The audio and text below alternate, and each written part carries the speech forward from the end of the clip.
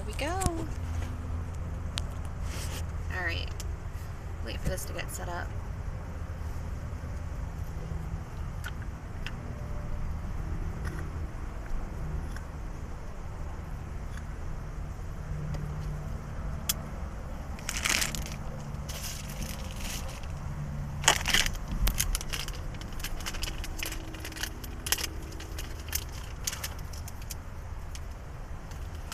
There it goes.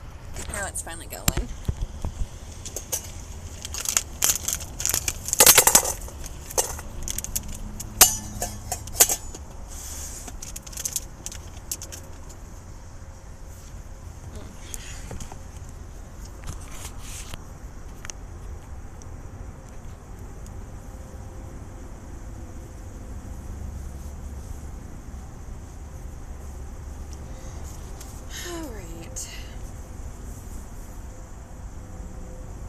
Where are my glasses?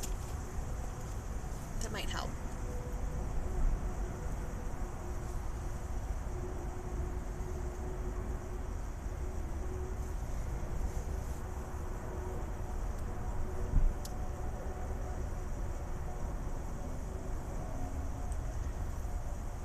That's better. Okay. So I like a month and a half ago or so, and I realized it after it was already published that, after I'd already finished, that the mic had gotten disconnected towards the end of the last chapter. So I'm actually going to go back and I'm just going to read that whole chapter again. Hello! I'm not sure how much of that you just heard, because it just now told me that you just got here. I don't know who that is. Viewer.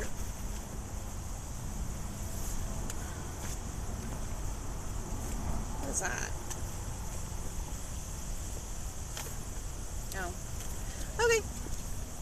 Anyway, I'm reading a book. Because this is kind of like the only content that I can do right now. Because I don't have good enough internet for the computer. It did try, but it didn't work. So, it's book reading time.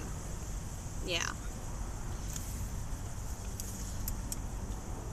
If you want to check out the other chapters that I read, they are posted on YouTube, because I'm already on page 83, so we'll start there. Delilah. So this is from Delilah's point of view. I'd rather be in Siberia right now, losing all of my extremities to frostbite, or talking to my pet cockroach in a maximum security prison, or sweating buckets in hell. I'd rather be anywhere but in the school cafeteria with everybody laughing at me. I feel my face catching fire. If only it were a real fire, so I could just disappear into ash. Jules, my volunteer personal bodyguard, stands with her hands on her hips, ready to body check any soul who dares to come close to me. Not that anyone is trying. They're all applauding for Oliver as he and his ridiculous get-up slink away. All he's ever done is act, Jules points out. Maybe he wasn't expressly trying to humiliate you. Aren't you my best friend, I ask? Whose side are you on? Obviously yours. All I'm saying is that maybe you should cut him a little slack. He's been in high school for what, a week? It takes freshmen a whole 2 years before they get to know what the hell is going on. I look at her. He kissed the one girl in school who would gladly dance on my grave. No, actually, she would plan a school-wide dance on my grave. Well, you at least got to give him points for creativity, Joel says. Oliver used to be creative back when he was in the book. He had a new idea every time I opened the fairy tale, some crazy scheme about how he was going to get off the page to be with me. But things were different back then. He was different back then. I thought when Oliver was in the fairy tale that he understood me better than anyone else. I got used to him being pages away, but having him physically and wholly with me is something I was not prepared for. Sensing that he's come into a room before I even turn around to see him, the way his skin always smells like the inky freshness of a new book, the heat of his breath falling into my ear when he whispers my name. If Oliver in the book was captivating, then Oliver in 3D is completely overwhelming.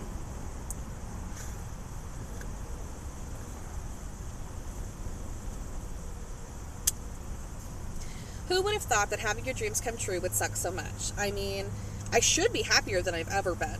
For the first time in my life, the guy I like actually likes me back, and he isn't imaginary. Yet that perfect prince who used to be all mine now has to be shared with the entire world. And I guess it should be no surprise that everybody adores Oliver, just like I did. But that doesn't mean it doesn't hurt me to see it happen. In the few weeks Oliver's been in school, I've actually noticed a couple of freshmen starting to imitate his style. Classic jeans, a solid t-shirt, leather satchel. In the hallways, kids always hang on his every word. Girls go out of their way to accidentally bump into him. I know he didn't mean to be popular, to have everyone string along behind him like a trail of a kite. In fact, I thought that the quirks of being a fairy tale character dumped into reality would kind of make him an automatic outsider, like me. But that would be okay, because we would have each other. Instead, he's the Zac Efron of our school, and I'm still absolutely nobody. Oliver doesn't understand, because he hasn't been in public school as long as I have. He thinks life is like Disney World, with magic around every corner. He doesn't realize that the longer he hangs out with the cool kids, the harder it's going to be to stay with me. Not that I've really encouraged him to do that lately. I've heard before that love can turn you into someone else, but I never imagined that this is who I'd be, a jealous monster. I don't like who I've become, so why should he? It's hard enough watching other people want a piece of him, a smile, a conversation, a high five, when he used to be just mine. I can't shake the feeling that if he keeps giving away these pieces, eventually there'll be nothing left for me. And then, when I walked into the auditorium and saw him kissing Allie McAndrews, terror flooded me in a way that I've never experienced before. It was like being in a car. The moment you realize the crash is happening, like being tossed off a boat into shark-infested water, only to discover that you're paralyzed. No matter how much he assures me that the kiss meant nothing, that he was only acting, how can I trust him? How can I know that he wasn't also acting when he said that to me? Oliver comes from a place where there is only one person he was meant to be with. Literally, there's only one human girl his age in the book, Seraphima. He has only loved one girl because there was never an alternative, but I can't help feeling that this kiss made him realize that I'm not his only option. Because if you hold me up against Allie McAndrews, I lose every time. I'm doing my best to not only make eye contact with the condiments on the table from the corner of my eye. I see Allie walking towards me, her entourage in tow. They hang off her like ornaments, the decorations that turn a plain old spruce into a Christmas tree.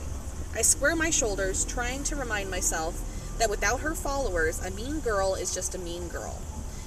She sidles up to my table in a cloud of Chanel perfume and confidence. "Oh no, Allie," Jules says. "Did someone leave your cage open?" She slices a look towards Jules that could cut steel, then turns to me. "Hey, Deborah," she says. "It's Delilah." Really? She doesn't know my name after I broke her knee and her nose? I honestly can't tell if Allie's being intentionally mean or if she's truly just that stupid. She smiles, revealing a row of perfect teeth. She probably chews Crest white strips like gum. "So I totally had a nightmare last night," Allie says. "I dreamed I was you." She laughs, and the sound echoes through her posse. Jules looks up at her with pity. "It's scary to think that people like you are allowed to breed." Allie ignores her. Her gaze is a laser on my face. "Your boyfriend's a great kisser," she says sweetly. "That's it," Jules says, getting to her feet. "Piss off, Allie." Allie glances around, looking at everyone but Jules. "Do you hear that?" she replies. "It's the sound of no one caring." She and her army strut out of the cafeteria as if their exit has been choreographed. "Don't listen to her," Jules says, hunkering down beside me again. "She's irrelevant." I nod and I try to smile at her, but deep down, I'm afraid that Allie is right. No one cares, not even Oliver. I will never forget the morning Oliver first got out of the book, when we realized that we were together, but not two-dimensional or trapped in a fairy tale. We sat on Jessamine Jacobs' porch steps in Wellfleet, and Oliver held onto my hand like a child grabs the string of a balloon, afraid that letting go meant I might just float away. We truly believed that we had been through the worst, that the struggle of getting Oliver out of the book was no match for any obstacle we would face in the future. It didn't matter that Jessamine lived in Wellfleet, and I lived a whole 200 miles away in New Hampshire. It didn't matter that Oliver had to pretend that he had been Edgar Jacobs for his entire life. It didn't matter that my mother was going to ground me for eternity because I ran away. None of it mattered, as long as we could sit on that porch step and hold tight to each other. He felt the same way back then. One of the first snafus we discovered when Oliver moved here was realizing that Edgar had his driver's license and Oliver didn't even know what a car was. We couldn't very well stick Oliver behind the wheel without it ending catastrophically. But we also couldn't have Jessamine ask him to drive to the grocery store and wonder why he refused. So we decided he would tell Jessamine that he was now a tree hugger out to single-handedly save the planet, intent on reducing his own personal carbon emissions. It was left to me to teach him how to ride a bike. First, I lowered the seat so that Oliver's feet could brush the ground. Sit, I told him. Don't put your feet on the pedals, just push around for a little bit. Oliver wouldn't take his eyes off the pavement. You know, horses are easier, he muttered. They balance themselves. I would have started with a tricycle, but unfortunately they just don't make them in your size. I waited until he met my gaze. Just trust me, okay? Eventually Oliver began to push off the ground a little harder, gliding for moments in between. I ran alongside him, but he wouldn't let me step away, and we couldn't go more than 10 feet before he tipped off the bicycle, falling into my arms. I don't get it, I said, laughing after this happened 15 times in a row. You've climbed towers, you've leaped through pages, why can't you do this? He shook his head, his eyes sliding away from mine. I don't know. Try again, I urged, but this time I'm going to let go. He climbed on the bike, took a few wobbly pedals forwards, seemingly defying gravity, tumbled off the bike. Oliver knocked me flat on the ground, landing heavily on top of me. His shoulders were shaking, his face buried in my neck. I pushed him off of me, trying to see if he was hurt. Are you all right? But when Oliver rolled over, he was laughing so hard he couldn't catch his breath. I'm sorry, I couldn't resist. I figured it out the first time, but you were so cute when you're frustrated. Back then, it seemed like I could never be mad at him. When did we fall out of the honeymoon phase? I lie on my bed staring up at the ceiling, with Humphrey snuggled against my side. My mom says that even though the dog was a gift for her, he might as well have belonged to me. He stays on my bed most of the day when I'm at school, loving me unconditionally. At least someone does. Only days ago, I was lying right here, wrapped in Oliver's arms, when a message appeared. When he took the book from my shelf and opened it, my blood froze in my veins. What if all it took to suck him out of this world was one reminder of who he used to be? What if just opening the pages meant saying goodbye? But none of the characters admitted to writing that desperate plea. The thing is, someone did. Oliver knows that, but he chose to ignore the fact that there's someone in the book who really needs him. Is it because he's afraid he might have to trade his freedom and go back to the story? And if he is afraid, is it because he doesn't want to leave me, or because he doesn't want to leave here? It just seems strange that after we saw the message, Sorry, I just got a text message. After we saw that message, he didn't dwell on it. After all, it wasn't that long ago that he sent a similar desperate message to me. I can't shake the feeling that maybe he was just using me, and that I was a hand to pull him up, a means to an end. What if he only acted like that I was important to him because I was his way out of the book, and now that he's here, I'm expendable? There's that word, acted, again. My throat tightens. Am I really so desperate to be loved that I can be played this easily? I wish I'd never met Oliver, because then I wouldn't know how much I'm missing him now. There's a chime from the laptop on my desk, and the screen glows to life. A graphic of a ringing phone appears, and the name beneath it, Prince Charming. I'm the one who gave him that Skype name. Rolling onto my side, I reach for the keyboard and decline the call. I doubt there's anything that Oliver can say that will make me feel better, and I don't know what I would say to him right now. It seems like the more miserable I get, the more I lash out at him, and that certainly isn't going to make him want to stay with me any longer. In fact, knowing me, I've probably screwed this up so badly that it's already over. I may be mad at Oliver, but I'm even angrier at myself. I curl into a ball, hugging my knees close to my chest, sobbing. It's not a pretty cry. I'm practically triple tearing, secreting from my eyes, nose, and mouth all at once, not to be outdone by Humphrey's howls too. The door bursts open, and my mother rushes to my side, grasping my shoulders. What's the matter? Her voice feels like a rush of cold water. Are you sick? Does something hurt? I curl into her arms like I did when I was little, and thought a thunderstorm was a monster running towards my bedroom. Snapping trees with every step. My face is hot and swollen. I think I messed up. Do you need help hiding the body? My mother asks. I pull away from her and look at her face. What? No. Then it's nothing that can't be fixed. She smooths my hair. Does this have something to do with a certain guy who's been hanging around here a lot? We got into a huge fight, and then he tried to make things better, and I basically blew him off because I'm the world's biggest idiot, and now I'm going to be the world's biggest single idiot. My mom's arms tighten around me. Being single isn't a fatal disaster. That's easy for you to say. You have Greg. For a lot of years, I didn't. I just had you, and that was enough. That is so sad. I wail, throwing myself face forward into a pillow.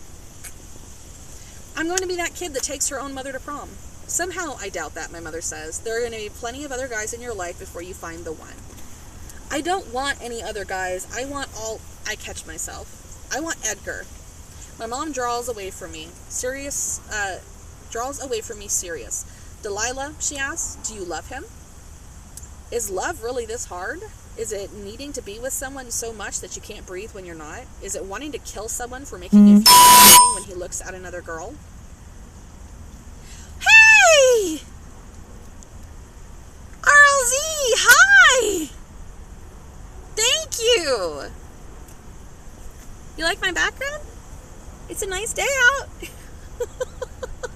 Hi, Rizzy. Holy crap! Sorry, that caught my attention. It went ba-ding, and I said hi. Rizzy Robbie, that's your Twitch name? Or... Well, shit. Hold on. Wait, does that mean your name is Robbie? And Robbie has Riz? Robert?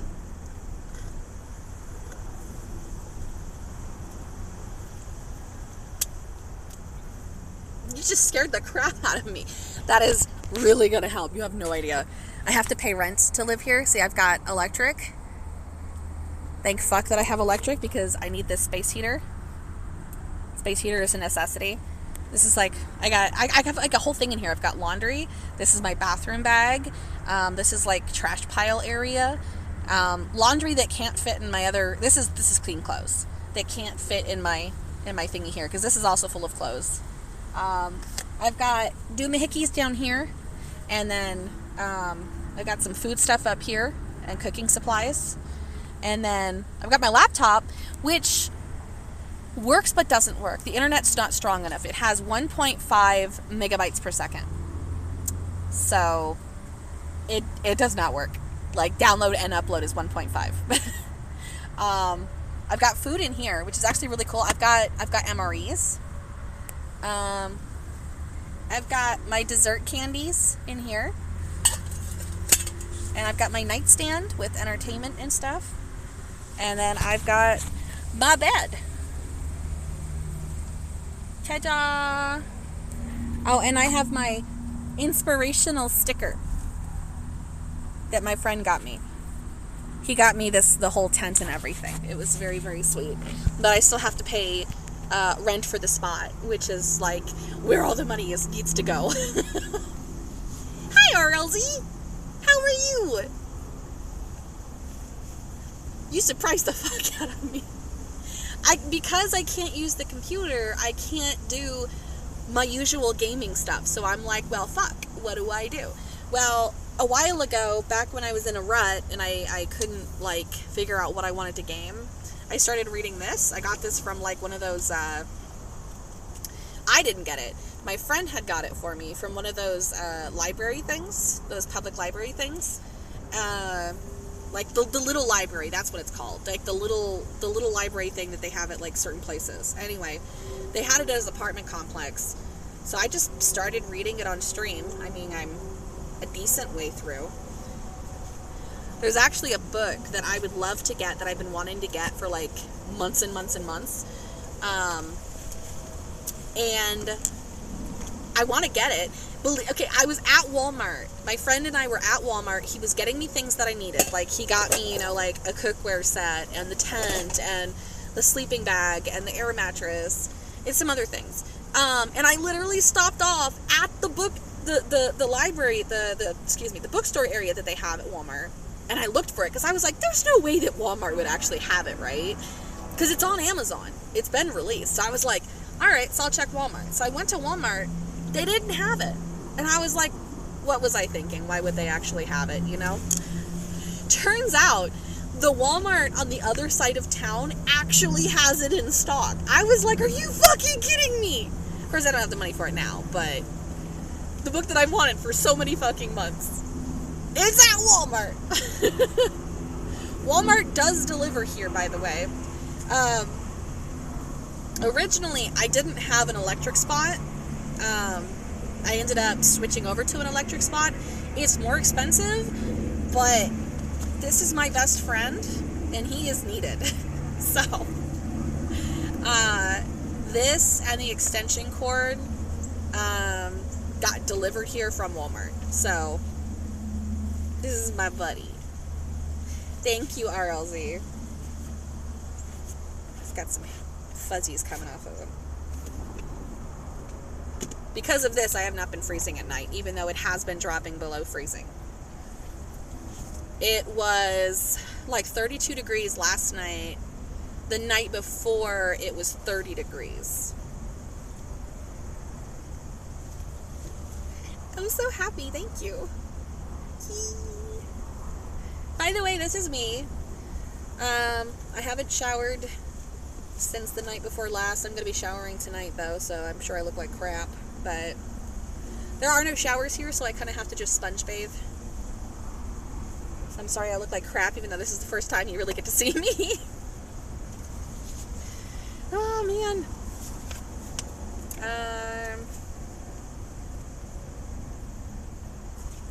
Where was I in the book? Look what you did to me.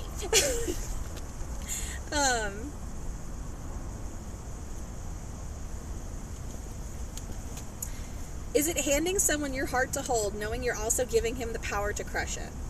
A fresh wash of tears flows over my cheeks. What difference does it make? I'm probably never going to see him again. You know, my mother says, glancing past me, I wouldn't be so sure of that. She gets up from the bed, calling Humphrey to her side, and I roll over to see Oliver standing in the doorway. I knocked, but no one answered, so I let myself in. Oliver says, "Is this a bad time?"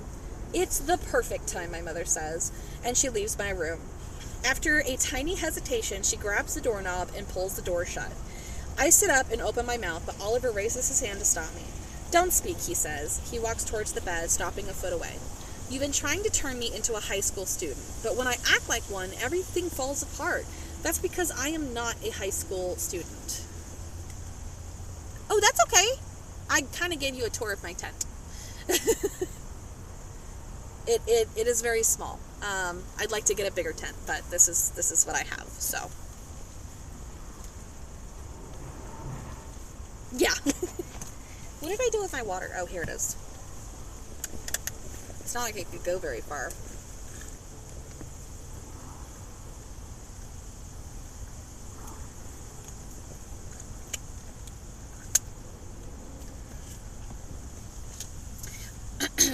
I'm not a high school student, I'm a prince. It's what I've always been, and no matter what world I'm living in, it's what I'll always be. I understand things feel wrong between us right now, but you and I, we're not broken. He takes one small step towards me. I know what this is. This is where I slay the dragon so I can climb the tower, kill the villain, and risk my life to be with you. This is the tough spot. This is the bit that keeps you on the edge of your seat so that you can get to the good part, where you can finally let go of the breath that you didn't even realize you were holding. A muscle works in his throat as he swallows, but he doesn't move an inch. This isn't the end for us. This isn't how fairy tales finish. If it's not the end, I ask, then what is it? He reaches for my hands and tugs me to my feet. This is the part where I look you in the eyes, Oliver says, his gaze locked on me. Take you in my arms, he pulls me against his chest, and say, Delilah McPhee, I love you.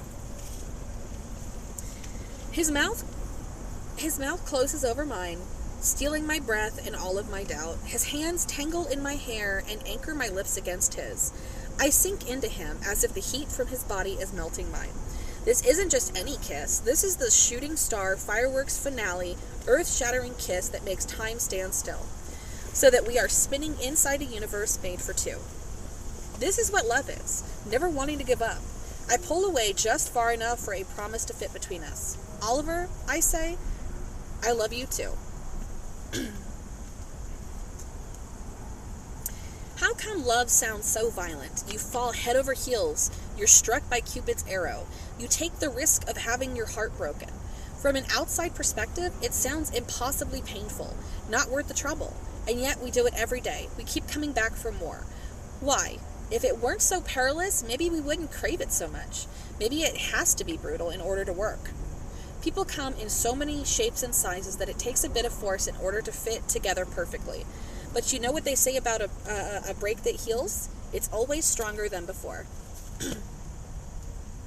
Okay. Yeah, I need to read a few more chapters, obviously, because I just kind of literally just started a bit like 25 minutes ago. Thank you, RLZ.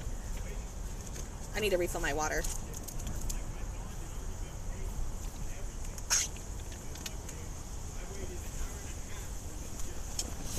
All right.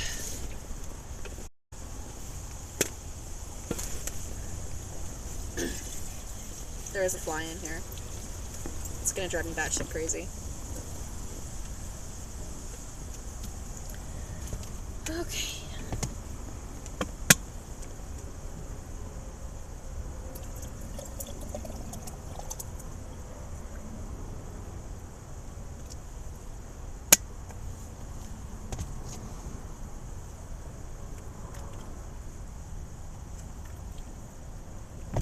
Oh, crap. Hold on. I spilled some water.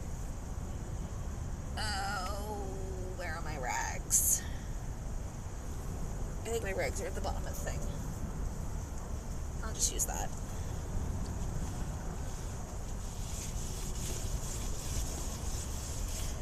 It's just water. I'm just cleaning the floor a little bit. A little bit of a mop. Okay.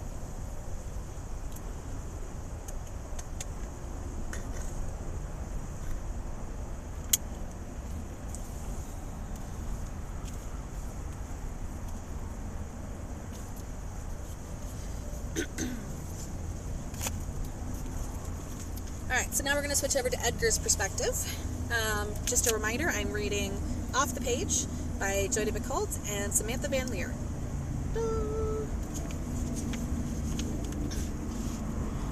Edgar. I didn't notice the first time I saw it, but now I realize Orville's cottage is familiar. It's almost an exact replica of a cabin my mom and I rented one summer in Maine. There was no electricity, and a spider the size of my fist lived in the shower with us the entire week we were there because neither one of us wanted to touch it. The splintering wood of Orville's door has a knot in the middle that kind of resembles Gandhi, just like the door in Maine. And the roof of the cabin, Orville's roof, sags just a little on the left side, possibly about to fall right in. I think of them as déjà vus.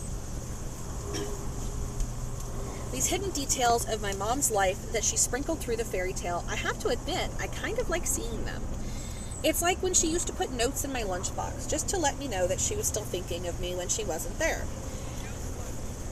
I'm just leaving the page with Orville's home and crossing onto the beach when suddenly Socks gallops into sight and comes to a halt in front of me. This is a disaster, he wails. This is catastrophic. The world might be ending. Without glancing at him, I say, "You look fine, Socks." I'm used to these dramatic displays of low self-esteem from the horse when he is reduced to jello by the appearance of a non-existent wrinkle or dimple of cellulite.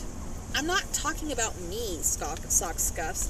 Geez, do you really think that I'd be so self-centered? He paused. Wait, are people saying that about me? I don't have time for this, I tell him. Where's Frump? Everybody's here waiting for him. Everyone is gathered on the beach once again for our morning rundown, except our ringleader is a no-show. Socks rolls his eyes. That's exactly what I've been trying to tell you. Frump won't leave his doghouse. I suppose I may know a thing or two about locking yourself in a barn stall because of an issue with your appearance. Captain Crab sidles closer to us. Beg pardon for eavesdropping, but if it's fleas again, I'd ask the mermaids to whip up a lovely kelp salt scrub before you release him back into the public. Socks sighs. It's going to take more than a spa remedy to fix this. I exhale heavily. All right, where is he? Excuse me? I turn when I feel a tap on my shoulder. Queen Marine smiles apologetically. Sorry to bother you, dear, but is there any chance that my fellow characters and I might get a little update? It's awfully hot to sit in this galactic armor, and people are getting a wee bit antsy.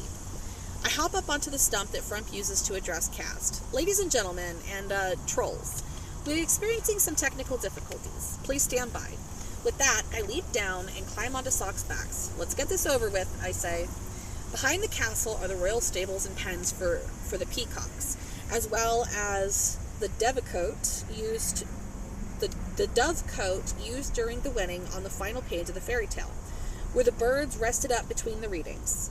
Tucked against the rear door of the kitchen is a tiny purple structure with the white trim, a miniature Victorian house complete with shutters and flower boxes. The only element that hints at its original use as a doghouse is the swinging flap it has as a door. When I first came into this book, Queen Marine offered to give Frump his own bedroom in the castle. After all, he's human now. He stayed a couple of nights, moving from mattress to the floor, and finally decided he got a better night's rest in his own home. Frump, I call, knocking on the wall of the doghouse. What's wrong? Don't come in, Edgar, he yells. I just need to be alone right now. I can't help you with your problem if you don't tell me what it is. Frump hesitates. Things are getting a little hairy. I glance at Socks, who shrugs. If a horse can really shrug, that is, it's okay. I'll help you delegate so you don't feel overwhelmed. Just come out here and let's talk. There's a rustle of plastic as the dog door opens, and Frump crawls out and gets to his feet. His arms are furry, his face is covered with a beard and mutton chops. No, literally, he says, crestfallen.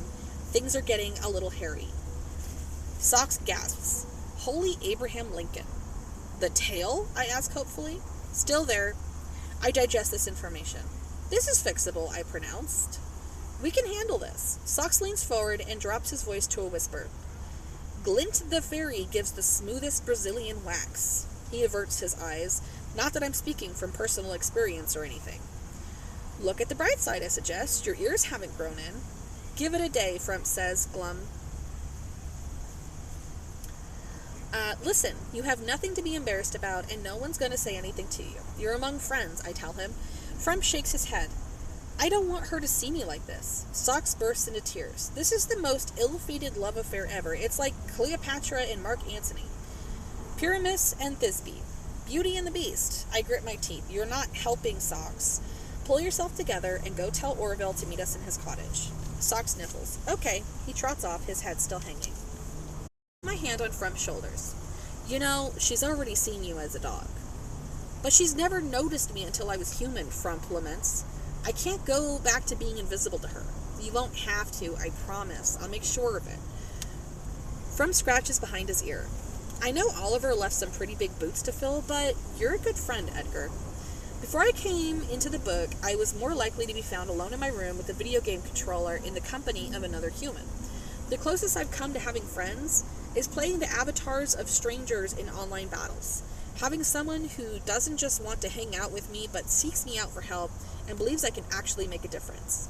Well, that's something I've never experienced before. It makes me want to do everything I can to not disappoint him. You're a good friend too, Frump, I replied, and I wonder if he realizes that I need him as much as he needs me. As it turns out, I never get to Orville's cabin. I'm halfway there when suddenly the book is vigorously ripped open, and I find myself somersaulting through the pages until I land in a heap on Ever After Beach with a mouthful of sand. All the characters are there, of course, because the book has been opened. But I notice that Frump is hiding behind a giant rock and is wrapped head to toe in one of Rapsculio's goth cloaks.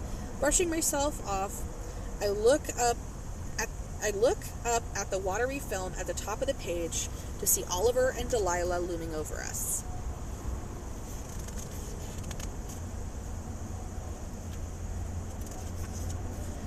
I'm still getting used to this, I say with a scowl. You could be a little gentler.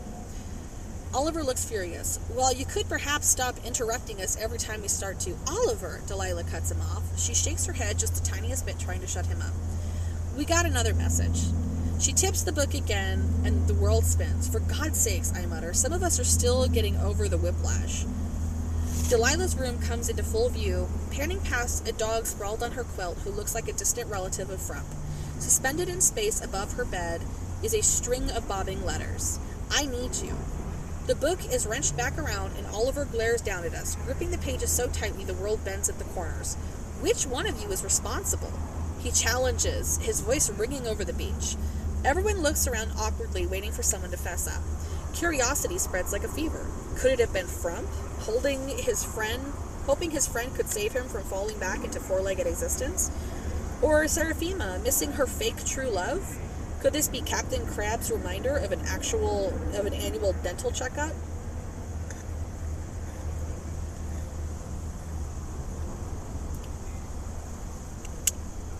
Queen Marine, pining for her fictional son? Or Rapsculio himself, accidentally pouring out his secret wish on the wrong canvas? If you want to get technical about it, everyone on this beach has a reason to want Oliver to return. I round on the cast, stepping up. Well, who is it? Which one of you keeps sending these messages? I'm greeted by silence. Fine, Oliver snaps. If no one's going to admit to this, I'm going to figure it out for myself. Edgar, Refsculio, meet me on page 6. This time, I get a running start, breaking through the pages like a ghost walking through walls. As Oliver and Delilah flip backward through the book, breathlessly, I land heavily in Refsculio's lair, knocking over a stack of canvases. Every single one is painted with Queen Maureen's face. I look at Refsculio. Dude, that's creepy. Refsculio shrugs. Don't blame me. I was written that way. The lair is a dark, narrow cave lit by tallow candles. Spiders hide in the crevices of the walls, and rats scatter across the floor like moving shadows. Everything seems a bit damp, and there's a faint, incessant dripping sound coming from the stalactites. While we wait for Refsculio to locate the easel, I look up at Oliver. So how's my mom? I ask. She's an excellent cook, Oliver says brightly. No, I repeat, I mean, how's my mom? She seems to get tired often, I shrug. She's always tired. If she doesn't have 5 cups of coffee a day, you're living with an imposter. Suddenly, Refsculio interrupts, placing the magical easel in the center. It's painted with a background that matches Delilah's bedroom. The same messenger Oliver showed us is scrawled in the center. Refsculio lifts the canvas off its frame and shakes it like it's an Etch-a-Sketch he's trying to clear, but nothing happens. He muses. Something's not quite right. He settles the canvas back on the easel, takes a paintbrush, dips it in turpentine, and traces over the letters one at a time. Each loop and line vanishes. Is it gone? I ask, looking up at Oliver. He looks up away from the book and his chin raised. Yes, he says, sighing with relief, but that doesn't answer the question of who wrote it in the first place. Someone in the book needs help, and I can't be expected to live with one foot in each world. These are your people now, Edgar. You're supposed to be keeping track of them. My face flushes with anger. When Frump asked for my help, I thought I was finally getting somewhere, that I was becoming a real part of this community. But the fact that Oliver has found another message means that I may have taken 1 step forward but 3 steps back. I mean, he of all people should know how hard it is to be inside this book. I don't really need him giving me lectures on responsibility, after all I've done for him. Really? These are my people? Why don't you tell them that? Then maybe they'll stop writing to you for help. Oliver leans into the book, shouting, Don't blame me just because you don't have the skill it takes to be a main character. Stop it, you two, Delilah scolds. You can both stop measuring your egos.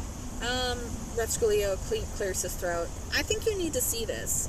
I follow his gaze to the easel. Without a paintbrush or pen, or any visible artist, the letters are tracing themselves onto the canvas. I need you. I turn to Refsculio. Are you doing that? Is it magic? I'm not doing a thing, he vows. As we all watch, the letters soak into the canvas, disappearing like invisible ink. A moment later, they rewrite themselves, sinking in again. The process repeating itself over and over. Oliver, Delilah cries. Help! Refsculio and I tear our gazes away from the canvas to see Delilah's room flooding with black loops and curls of letters. They may be disappearing in our world, but they keep rising in hers, swarming like bats. The dog in her bedroom is barking and trying to bite the duplicating words. They tangle in Delilah's hair, pecking at her. Oliver tries to wrestle them away, but they wrap around his wrists and pull his arms down to his side, trapping him. And the words keep coming, floating in the space between them, turning the air black and drowning them in language. Beside me, Refsculio grabs the canvas and smashes it against the rock wall of the cage, breaking the frame in half. He punches his boot through the center. At that moment, all of the letters in Delilah's room fall to the ground, so that she and Oliver stand ankle deep in ink. What was that? Delilah says, breathing heavily. Nobody sent the message, I murmur. That canvas was writing on itself. It's not the canvas. I turn at the sound of Frump's voice. He comes through the doorway on all fours, transition back into a hound. He sits back on his haunches and turns his eyes up to the top of the book, meeting Oliver's gaze. It's the book correcting itself. Oliver's face is stricken. Frump, he whispers, why didn't you tell me? Frump's ears droop. Because if I didn't tell you, maybe it wasn't really true. I thought maybe Orville could do something, I say. It's worth a try, right? Oliver tries to offer an encouraging smile, but Frump looks defeated. Maybe we were all just kidding ourselves, he sighed. Maybe we can't pretend to be something we're not. Oliver slips his arm around Delilah's waist. Well then, he says, we're not giving up without a fight. Orville's home is awfully crowded when you stuff 2 humans, a dog, and a horse inside. Since Oliver and Delilah insist on being here, as we try to undogify Frump, we are bound by the conventions of the book. We had to pick a page that includes all the necessary characters in the right place. On page 32 of the original fairy tale, Oliver, Frump, and Socks came to Orville's cabin so that the wizard could show Oliver his future. In my adaptation, the scene's pimped out a little bit. Orville's crusty old shack is now a state-of-the-art laboratory where he crafts anti-gravity potions and synthetic alien DNA. Above me, I hear Oliver whistle softly. I like what you've done with the place. Frump is pacing underneath the table. What if it doesn't work, he says. Then we'll try something else, Oliver insists. Right, Orville? The old wizard, now decked out in a lab coat and goggles, nods. Let's see what I've got. He digs out the old grimoire that was part of the fairy tale before I arrived, blows dust off the cover, and begins to flip through the pages. Invisibility? No. Poisoned apple? That's not it. Pumpkin into a carriage? Definitely not. There's a clatter from the other side of the room, and we all look up to see Stalks stepping delicately through a pile of broken glass. Oops, he says. My bad. You don't happen to have anything for adult acne, do you? 5 pairs of eyes glare at him. No? Not the right time? Right. Okay. Socks ducks his head. I think I've got something that will work, Orville says. He pushes his goggles up on top of his head, revealing a pair of thick glasses underneath. It's a wishing spell. It can only be used once per person. Oliver's jaw drops. Wait a minute, are you kidding me? You had this all along? Orville glances up at him. I've only read about it being used once when I was a young boy, and the side effects were catastrophic. Chap named Midas, who had wished for riches beyond compare and for everything he touched to turn to gold. Didn't work out so well when his whole family became a bunch of solid statues. You wanted to give Delilah your heart, boy. For all we know, she might have wound up with 2 beating in her chest, and you'd be dead on the floor in front of me. Oh, fabulous, Frump mutters. Make me the guinea pig. Technically, Sock says, you're a dog. He glances up, wincing at Frump's expression. Too soon? Orville begins to move around the laboratory, grabbing vials and emptying them into a titanium crucible. Desperation, he murmurs, dumping the contents of one vial. Desire, a pinch of stardust. He drops in a 4-leaf clover, a hint of luck. Finally, he pours in a silver powder, a scoop of hope. He pronounces, and as soon as the material hits the liquid in the container, it begins to bubble. A thick blue mist rises over the crucible, forming a watery screen, and projected across the tiniest print. Warning! Make sure your wizard knows before you take this potion. Not for use by children under 12.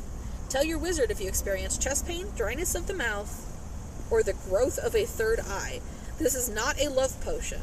Another's affection cannot be granted. This medicine should not be used in conjunction with a revenge tonic, or serious side effects may occur. Be careful what you wish for, and please wish responsibly. This product was not tested on animals. If it wasn't tested on animals, how do we know what it's going to do to me? Frump asks. There's actually an image in here. Ta-da! Picture.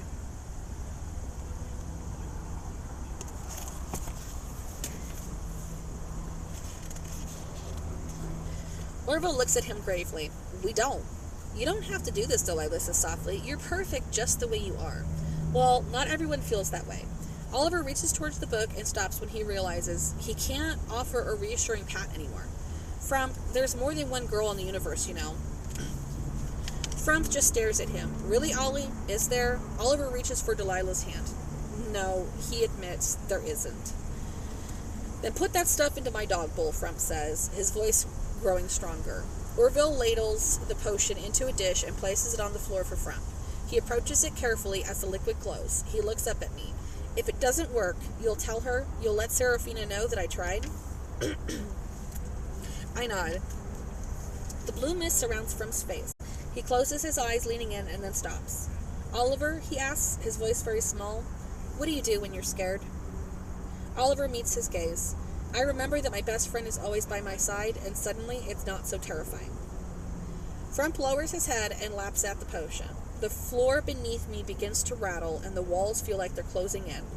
Although the book is wide open, there's a deafening roar that grows so loud it drowns out the sound of Delilah and Oliver screaming our name. The laboratory stretches and twists as if it's being turned inside out, and the book slams shut with a definitive clap. Then finally, there's a blinding flash of white light, and every glass item in Orville's lab shatters. It takes a minute for my vision to clear. I look up at the top edge of the page, but Delilah and Oliver are gone. Orville lies on his back, the lenses of his glasses cracked. He sits up, holding his hand to his head. Socks, against all odds and laws of gravity, has curled himself into the fetal position in the sink. I turn to where Frump should be, but he's missing. Holy crap, did it actually work? Where is he? Orville asked, looking around. Socks, get out of the damn sink before you break it. I need you to gallop through the pages and see if you can find, but before I finish, Orville's lab coat, which has been tossed aside during the explosion, begins to wriggle. I crawl towards it and tug the fabric free. The dog that was in Delilah's bedroom is happily wagging his tail in front of me. His tongue snakes out awkwardly rounding to form a word. Hi, I'm Humphrey, he says. Are you my new best friend? All right.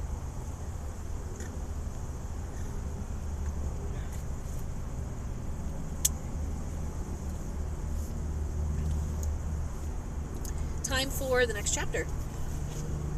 This chapter is in the perspective of Oliver. The book literally leaps out of my hands, tumbling into the sea of ink on the floor of Delilah's bedroom. I reach down, fishing through a mass of black letters that slip through my fingers like eels, trying to locate the fairy tale. Oliver, Delilah whispers, we have a little situation here. I glance up, ripping off a U that has leached itself onto my sleeve, to find Delilah staring down at the dog on her bed. The dog that isn't Humphrey. If you aren't looking too closely, you might not notice, but this dog is slightly larger and older, and his spots have been rearranged, and his collar has the royal seal. Frump, I gasp. He opens his mouth to speak, but a small yelp comes out instead. His eyes widen in terror. Easy, boy, I coach. Just take it slow and try again. This time he barks outright. Okay, Delilah says, drawing her breath. I'm seriously freaking out here. How did he get out of the book, and what happened to Humphrey? Frump scratches at his throat and then leaps off the bed into the clutter of language on the floor, letters splashing up randomly as he disappears beneath the surface. He bobs up, doggy paddling towards Delilah's desk, and hops under her chair. Then he bites at a pencil and, gripping it between his teeth, begins to slowly scrawl letters across a scrap of paper. Switched. We both wade towards the desk and read his response. How? Delilah asks. Frump starts scratching out a message again. With. I thought you wanted to be human again. What the devil did you wish for? Frump rocks back on his haunches, looking up at me with, well, puppy dog eyes. He tilts up his snout and distinctly howls, You. I don't understand, I say. It's the same principle as you and Edgar, Delilah explains. The way you were able to leave the book by substituting something similar enough for the book to tolerate the change. Otherwise, it would correct itself.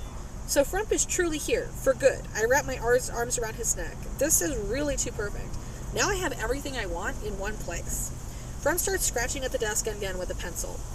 Voice? Delilah and I exchange a glance. Excuse us just a moment, I say to Frump, pulling Delilah aside. I lean closer so that Frump won't hear. There must be something we can do for him. Oliver, she says, he's like the Little Mermaid. He traded his voice to be with the prince. He's not a mermaid. What are you talking about? I'm sorry, Oliver. In this world, dogs don't talk. She glances at the desk. It's pretty much a miracle that he can write. I'll take him home with me, I say. We'll figure something out. You can't. He's not your dog, Delilah replies.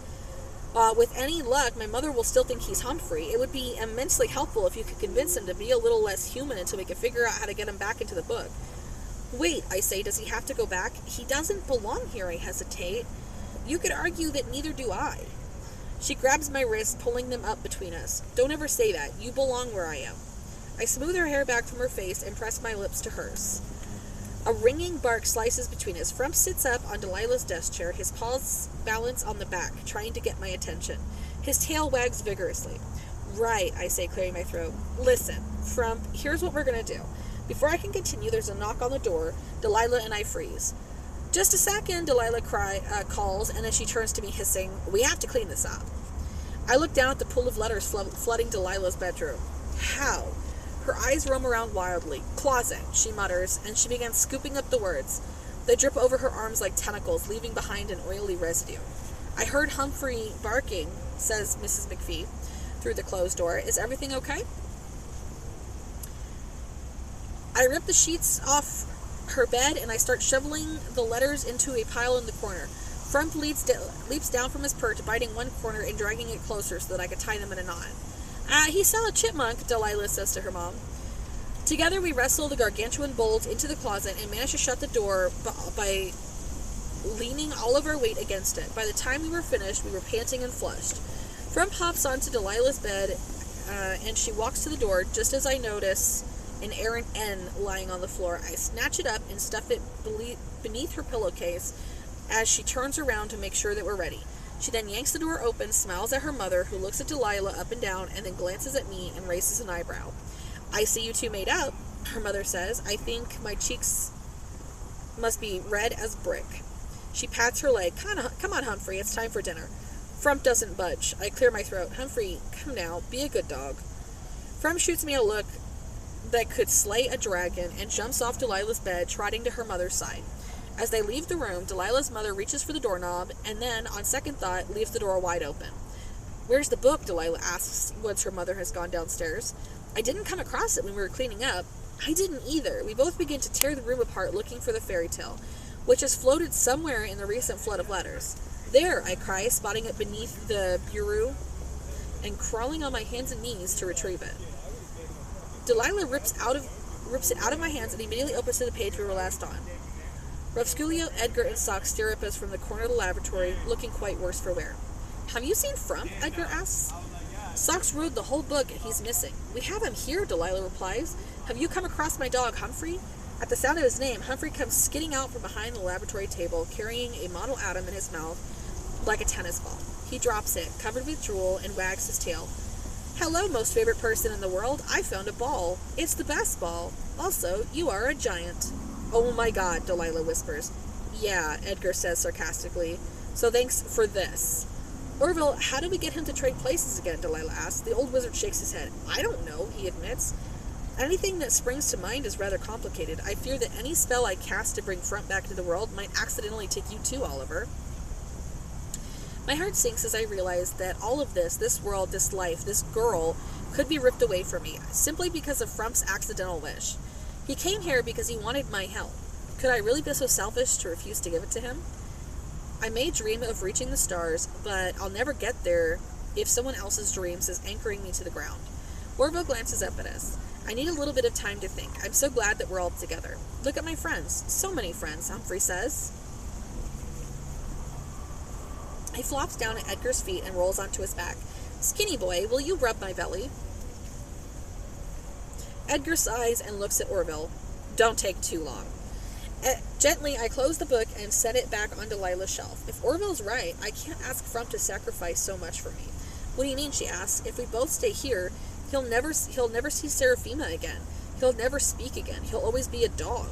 Delilah's face is so still it seems like porcelain, like something that might crack at any moment. What about everything you'd have to give up, she says. But I can't even think about that. About losing her. If I do, I know I'll never leave. By the time I get home from Delilah's house, it's dark, but a buttery glow shines from the kitchen window. Usually, at this time of day, I can see Jessamine making supper, chopping vegetables or seasoning meat in preparation for cooking, but she is nowhere to be seen. After I put Edgar's bike in the garage, I walk inside. Mom? I call, belatedly wondering if she's gone to bed early because of one of her recurring headaches. That's when I smell the smoke. I run into the kitchen to find the air thick and hazy. Smoke billows from the oven. Grabbing a dish towel, I open the oven door and cough as the smoke clears around my face, revealing a blackened lump that must have been supper. I throw the window sash up, letting cold air stream in. I take a step backwards and trip. Lying on the tile with a halo of blood around her head is Jessamine. I fall to my knees, grasping her shoulders and shouting in her face. "Jessamine," I cry, "Jessamine!" Her eyes flitter open and she winces. "Edgar, call 911. I jump to my feet, shaking all over. Her blood is on my hands, and unlike the blood I've encountered in the fairy tale, it doesn't disappear when I close my eyes. I look down at her still body. "911, I yell, fist balled at my side. "911. Nothing happens. "Edgar," she whispers, "with the phone." I grab the phone from its cradle and press the corresponding numbers. Almost immediately, a voice fills my ears. "911, what's the emergency?" "My mother," I say, "she's bleeding." "Where are you?" "At home, 39 Oak Hill Road. Is your mother responsive?" she asks. "She's lying on the floor. I don't know what happened. I didn't see. Is she conscious?" I glance at Jessamine, whose eyes are closed again. I don't know. She was talking, and now she isn't. My heart is pounding so hard that I can barely hear the woman's response. "Okay, listen. I'm going to put you on hold for 1 second. I'm going to get an ambulance on its way to you, and then I'm going to come back and stay on the line with you until they get there." I kneel down, afraid to touch Jessamine, equally afraid to leave her alone. I wish that Delilah were here. She would know what to do. I wish Edgar were here. I wish it were anyone but just me. "Sir, are you still there?" the woman says. "The ambulance is on its way." "What its name?" "Oliver," I answer, realizing that it's too late in my panic. I've given the wrong answer. "Edgar. Oliver Edgar. Do you hear sirens yet?" As if she willed them, there's a wailing outside the door and a firm pounding knock. "They're here. Go answer the door," the woman tells me. "They'll take care of your mom." But isn't that my job? Isn't that what I promised Edgar I'd do? Within seconds, 2 uniformed men have Jessamine lifted onto a rolling bed and wheeled into the back of a tremendous van. "Can you follow us to the hospital in your car?" one of them asks. I don't know how to drive," I stammer. "You can ride up front," he says, and he hops into the rear with Jessamine. There are flashing red lights as the van zooms and winds down the back roads to a building I've never seen before. St. Bridget Memorial Hospital. The men rush Jessamine, still strapped to the bed, into the building. I run behind them, but as they're about to go through a set of double doors, a woman dressed in blue pajamas pulls me aside. "Are you her son?" "Yes." I try to see through the glass as Jessamine grows farther and farther away. "You can't go in there," she tells me. "The doctor will help your mom. I'm going to bring you to the waiting room, and someone will come get you as soon as we know more about her condition." She looks at me kindly. "Is there anyone that you'd like for me to call?" "Yes," I say without hesitation. "Delilah McPhee." She holds on to me so tightly, our fingers twined together, that I can almost believe we're one person joined at the hand. "I've never felt like this before," I whisper, really, truly scared. Delilah looks up at me. "She's going to be okay, Oliver." "But you can't be sure," I point out. I thought never knowing what's going to happen next was a good thing, but I guess that's not always true. I lean my head back against the wall and close my eyes. I'm useless. "Oliver, I mean it. I didn't know what to do when I found her. I didn't know anything about doctors or hospitals. If she hadn't woken up, what would have happened? You would have called me." I look at her. "You can't be there to clean up my messes every time," I say. "Let's be honest, Delilah. I'm not Edgar. It's not going to be long before everyone finds out." The woman in pajamas, no, rather, they're scrubs, or so Delilah informed me, comes back from the waiting room. "Your mom is asking for you," she says, smiling. Delilah squeezes my arm. "I told you. I'll be right here." I follow the nurse down the bleached white hallway and enter a room on the right, hesitantly drawing back the pink curtain to reveal Jessamine. Looking small and pale, propped up against pillows, there is a bandage at her temple.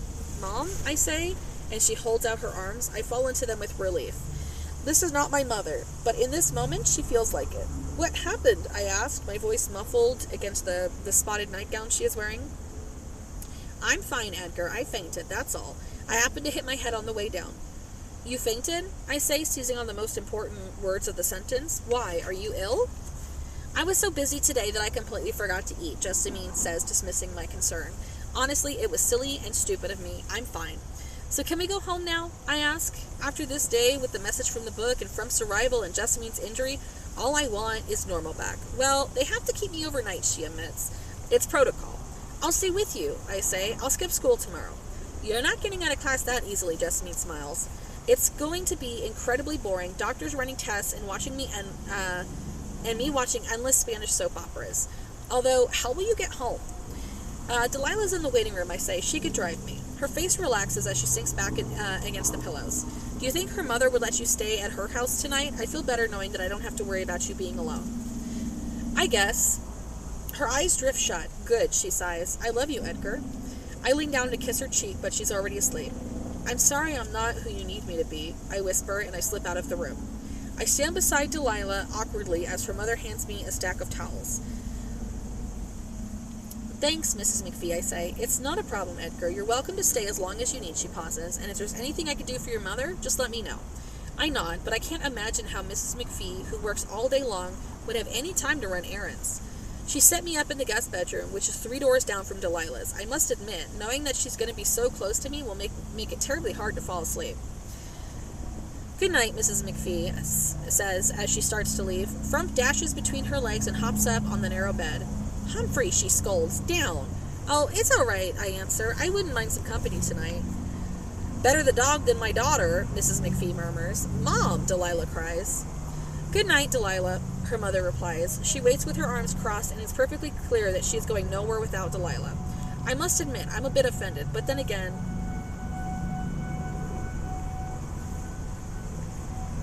Is it Friday? Tornado sirens are going off. It's probably the tests.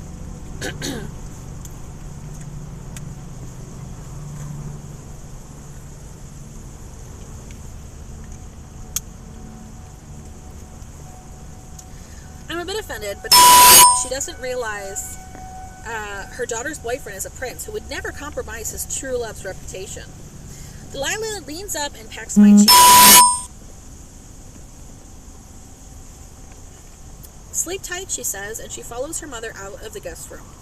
I strip down to my boxers and crawl beneath the covers. Frump sits up and cocks his head, and I scratch between his ears. Some pair we are, I sigh, lost in translation. Maybe instead of thinking of all the good that could come from escaping the fairy tale, we should have spent a bit more time considering the after effects. You can't talk, and I can barely get through the day without messing something up. My mind flashes back to an image of Jessamine lying on the floor.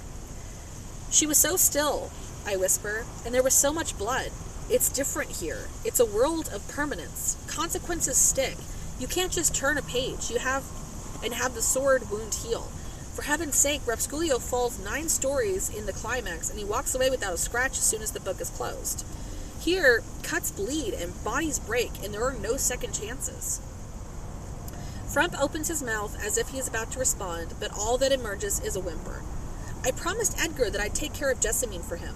Clearly, I'm doing a rotten job. Yet once I tell Edgar what happened to her, surely he'll want to switch back, and that would break Delilah's heart.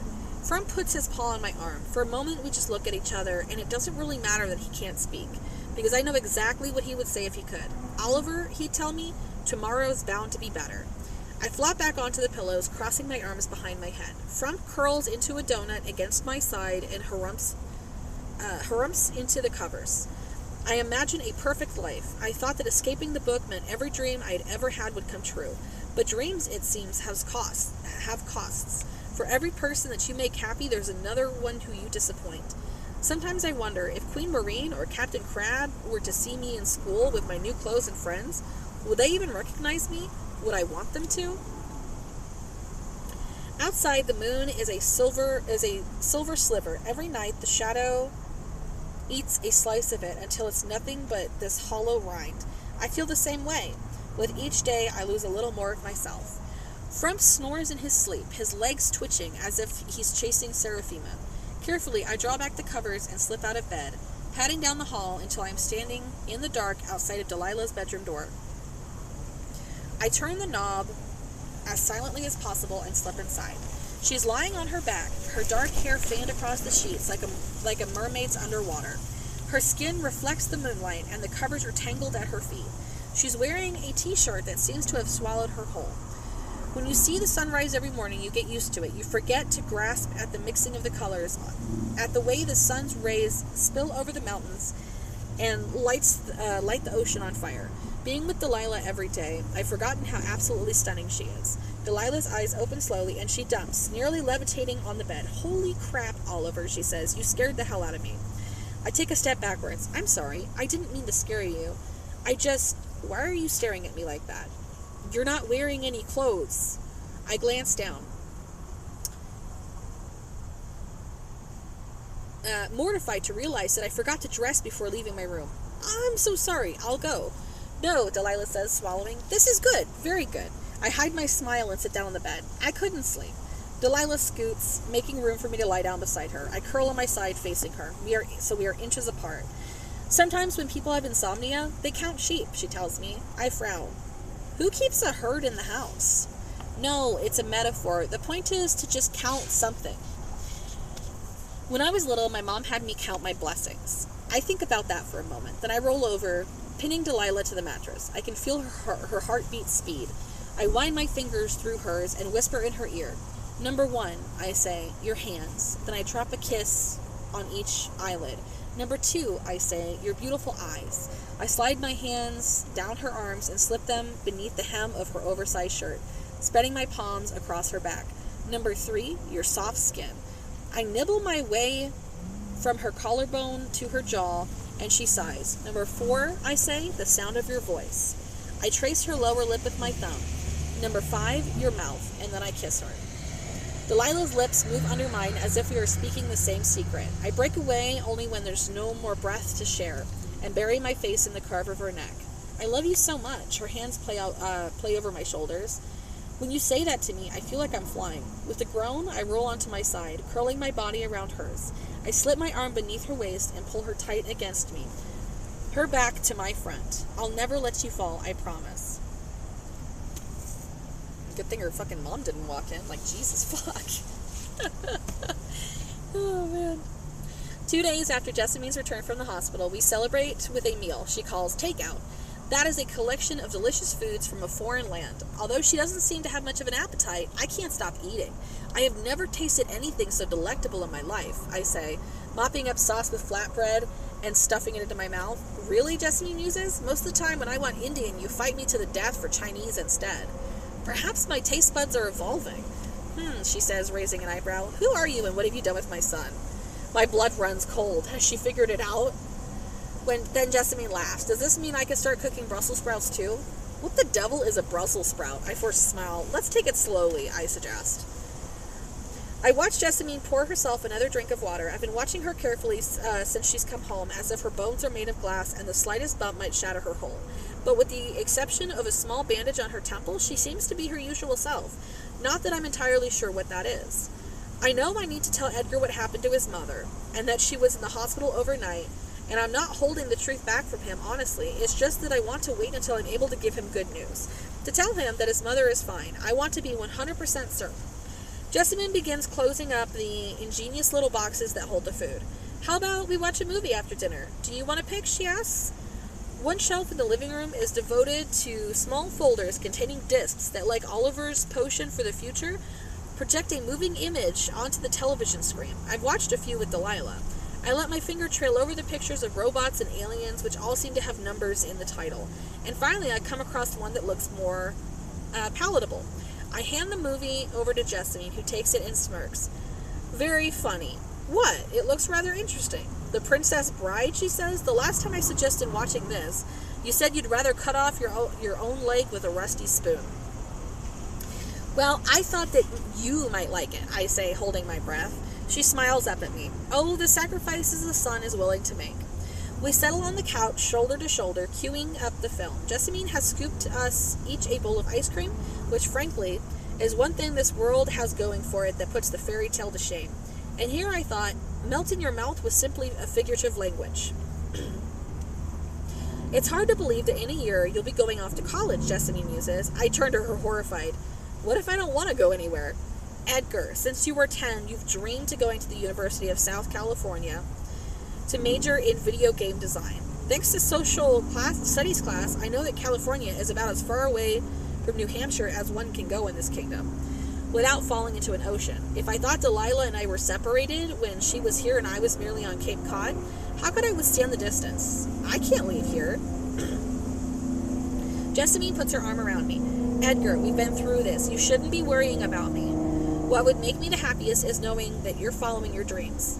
But my dreams have changed now that I'm not Edgar, because I don't know what to say. I grab my spoon and I start shoveling chocolate ice cream into my mouth.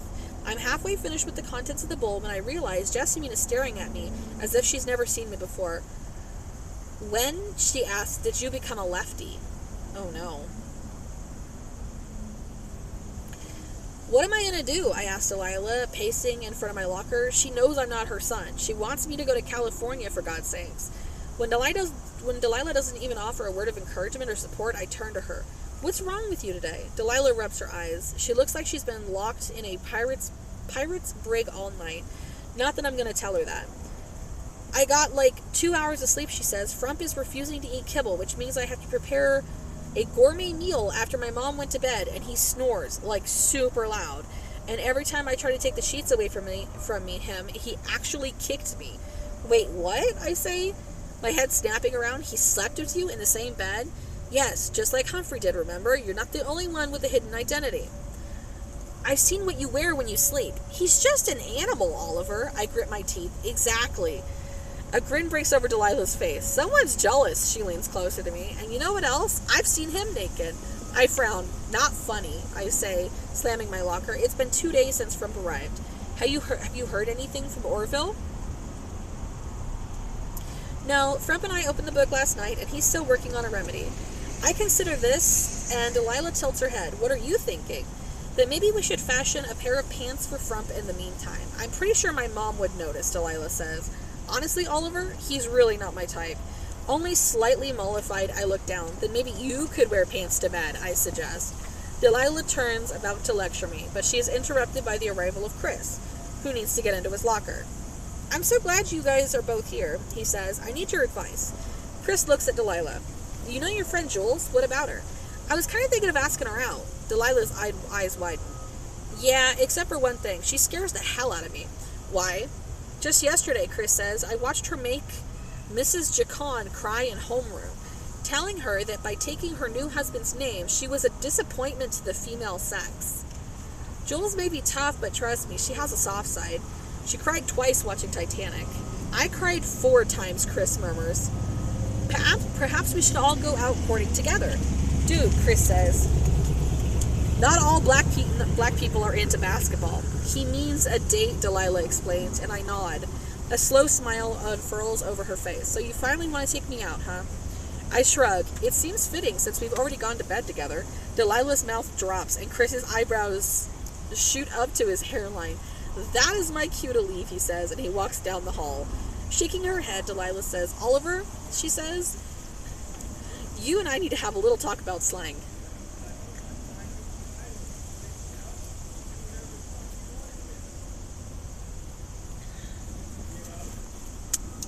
Delilah drives Jules home after school so that she could pick up some things before the double date.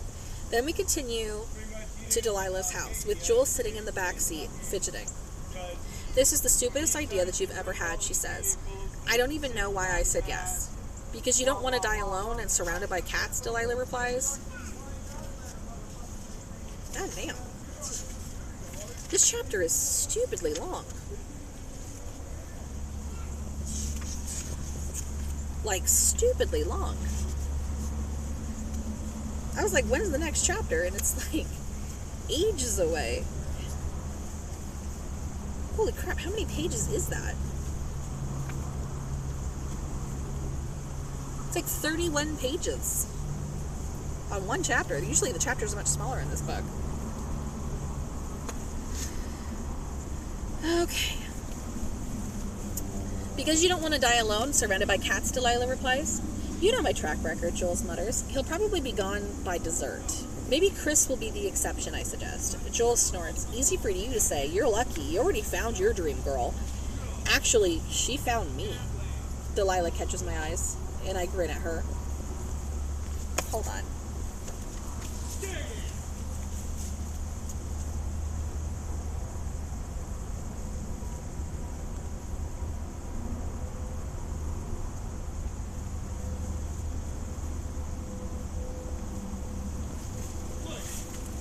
Oh my god, that guy is really loud. He's just sitting there yelling at his dog. Alright. Actually, she found me. Delilah catches my eye, and I grin at her. This is really helpful, you guys, Joel says. Now, all I have to do is stuff Chris inside of a book and try to pry him out. Those are just details, Delilah tells her, pulling into the garage of her house. The point is that you never know who's going to be the one. She's right. If I'd given up, I never would have bothered looking when Delilah opened the book. I might have never known that she could hear me. Just be yourself, I suggest, or perhaps a slightly gentler version of yourself. What the hell is that supposed to mean, Jules argues. I turn in my seat and raise a brow. Ugh, fine, she says. I'll try to tone it down. Jules gets out of the car. It's not my fault that my awesomeness intimidates people. We both watch her carry her bag upstairs. Delilah slips her hand into mine. She's right. We did get pretty lucky. What if Delilah hadn't opened the book that day? What if I hadn't looked up? What if this isn't permanent? What if we did get so lucky that we're due for something terrible? I drop a kiss on the crown of her head. I know. It seems silly to me, but Delilah insists that when it comes to a double date, she and Jules are incapable of dressing themselves alone. Delilah says it's a girl thing, and I wouldn't understand. To that end, Jules has come to Delilah's house with a suitcase full of enough clothes to last her for a month. Although she is only staying overnight, I've been exiled to the living room where I wait with Frump. Upstairs, there's a symphony of squeals and shrieks. I'm not certain if they are doing each other's makeup, as Delilah had said, or if they're murdering each other. The doorbell rings, and Delilah calls down from her bathroom. Can you get that? Chris is standing on the threshold holding a bouquet of flowers. Oh, I say, reaching for them. Thank you. I'm so sorry. I didn't get you anything. Chris rips them back out of my hand. I didn't get you anything, he says. These are for Jules. I lead him to the living room. Delilah says they're almost ready, I tell him. Of course, she says she said that about an hour ago. Chris claps me on the back. Thanks for doing this, man. I didn't expect to have as good of a friend as you once I moved here. At that, Frump leaps off the couch, his teeth bared, and is about to sink his fangs into Chris's calf. What the? I grab his collar. No, I yell, bad dog. Frump whimpers as I drag him away from Chris, scoop him into my arms, and put him in a chair as far away from us as possible. I lean down on the pretense of patting him. He's just an acquaintance, I whispered. And then more loudly, stay. Frump snorts. Are you quite all right? I ask Chris. This is why I have cats, he says. Suddenly, there is a flurry of noise as Delilah and Jules descend. Jules is wearing her trademark combat boots, but she is sporting a simple black dress that is surprisingly devoid of studs, skeletons, and safety pins. However, it's Delilah that I can't stop staring at.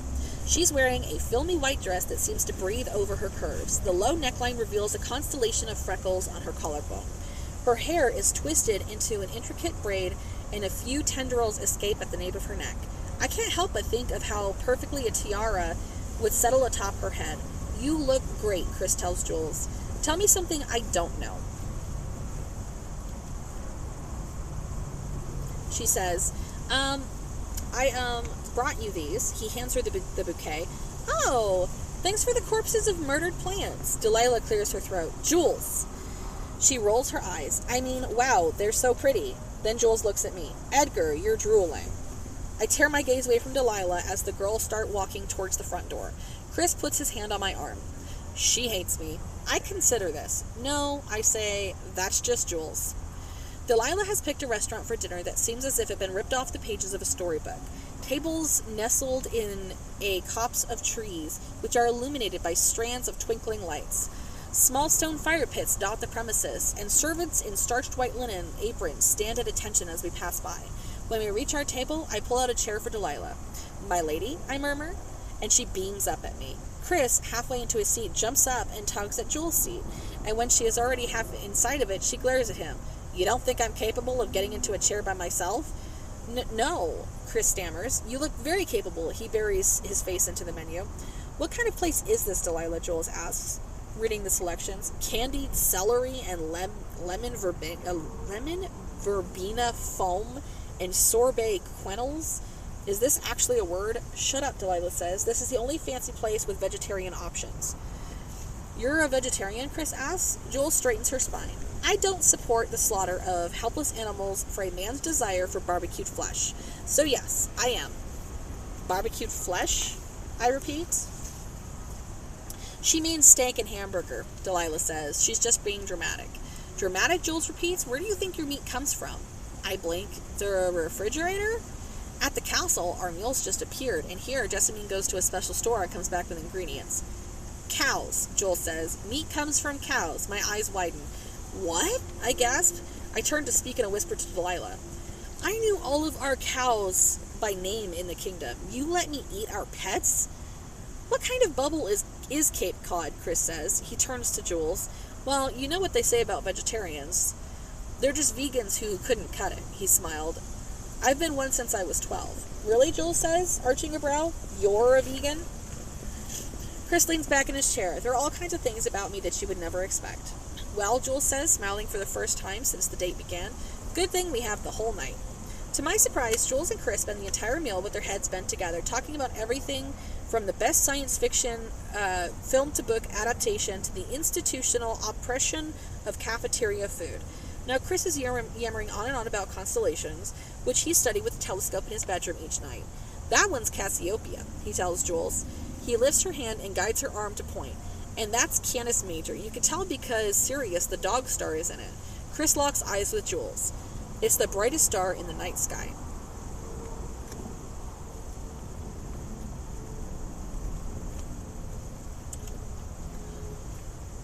I must admit, I'm surprised that Jules is his type, I whisper back.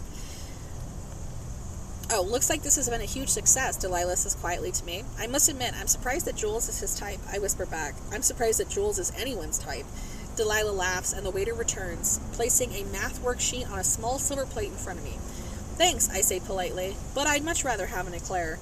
That's the check, Delilah explains. Suddenly it all makes sense, just me pressing crisp bills into my palm before I left on my date, telling me a gentleman is always the one to pay. Chris pulls out his wallet. Let's split it, he suggests, getting the paper. I wait for Chris to put money on the small dish and match the same amount.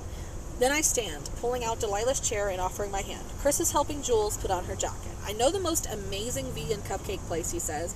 We could go there for dessert. I think about the eclair I didn't get. That sounds wonderful. No, Delilah widens her eyes at me. We're leaving.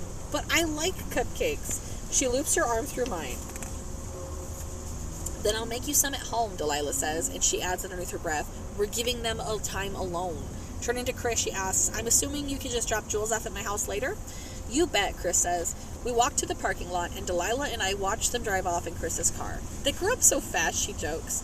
Then she grabs my hand. Come on, maybe we can talk to Orville before she gets back. I let her pull me towards her car. But you promised me cupcakes. When we return to Delilah's, we almost have the house to ourselves. Mrs. McPhee, who was out when we left, is still out with Dr. Ducharme. Front meets us at the door, and after an embarrassing show of charades, makes it clear that he needs a moment on the privy of the front lawn. Afterwards, we all convene in the kitchen, while Delilah rummages through the cabinets for a box of dessert. She pours powder into a bowl and cracks 2 eggs, adds a dollop of oil and some water, insisting that this will materialize into something edible. While the mixture is baking in the oven, Delilah and I speculate on how Jules and Chris are getting along. I did not see that coming, Delilah muses. The last guy Jules was interested in had tattoos running from neck to navel and owned a pet falcon. By comparison, Chris seems so tame. There's no logic to the laws of attraction, I say, grinning at Frump. I mean, this one's hung up on Seraphima. Frump looks over his shoulder at me and growls. A bell chimes on the oven, and Delilah takes her concoction from its belly. She cuts me a square and hands it to me as I lean against the counter. It may not be a cupcake, but I must admit it smells heavenly. Happy, she says? I put the treat down and I lift Delilah by her hips so that she's sitting on the counter and I am standing between her legs. Leaning forward, I kiss her until her arms comes around me and Frump starts barking. Very, I say, smiling. By now, Frump has gotten the tail of my shirt between his teeth and is trying to drag me backwards. Delilah holds up a hand. Okay, we'll get a room. Jumping down from the counter, she tosses Frump a square of cake. Speaking of which, let's go get the book. That's all it takes to remind me that I still need to tell everyone to Delilah's bedroom, jumps up on his hind legs, and tugs the book from its spot on the shelf. He brings it to Delilah, his tail wagging. Thanks, she says. Surreptitiously wiping the drool from the book spine. Now, let's find Orville.